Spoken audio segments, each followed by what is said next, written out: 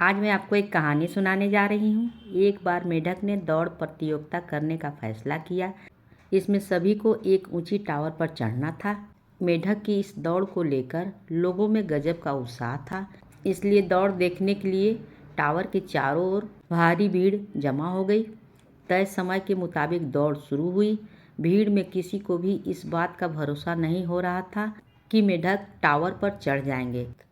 कोई कहता यह तो बहुत मुश्किल है, ये तो वहाँ पहुँच ही नहीं सकते। कहीं से आवाज़ आई, अरे टावर कितना ऊंचा है कि ये वहाँ कभी नहीं पहुँचेंगे। इसी बीच कई मेढक चढ़ने में गिरने लगे। कुछ थक गए और कुछ दौड़ छोड़कर बाहर आ गए।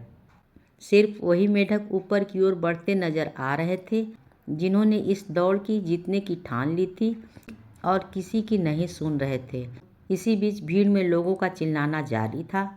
लोगों को लगा था कि कई मेढक तो गिरकर मर चुके होंगे और जो चढ़ने की कोशिश कर रहे हैं वो भी लक्ष्य तक नहीं पहुंच पाएंगे। लेकिन एक छोटा सा मेढक बिना किसी परवाह किए टावर की ओर चढ़ता जा रहा था और आखिरकार वह अपने लक्ष्य तक पहुंच ही गया। इसी बात दूसरे मेढक में यह उत्साह जागी, आखिर इतना छोटा सा मेढक कैसे अपने लक्ष्य तक पहुंच गया। दौड़ में हिस्सा लेने वाले एक मेढक ने उससे पूछा, अरे भाई, तुम कैसे वहां तक पहुंच गए? लेकिन किसी को यह नहीं पता था कि जीतने वाला मेढक सुन नहीं सकता था, वह बहरा था। इसलिए उसने लोगों की बात नहीं सुनी और अपना काम करता हुआ आगे बढ़ रहा था और अंत में विजय हुआ। इसलिए कभी भी यह नहीं सोचना चाहिए कि लोग क्या कह रहे हैं।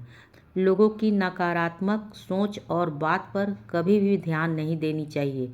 जो लोग ऐसे किसी भी बात को नहीं सुनते हैं और सकारात्मक रूप से अपने काम में लगे रहते हैं, वे हमेशा अपना लक्ष्य हासिल करने में कामयाब होते हैं।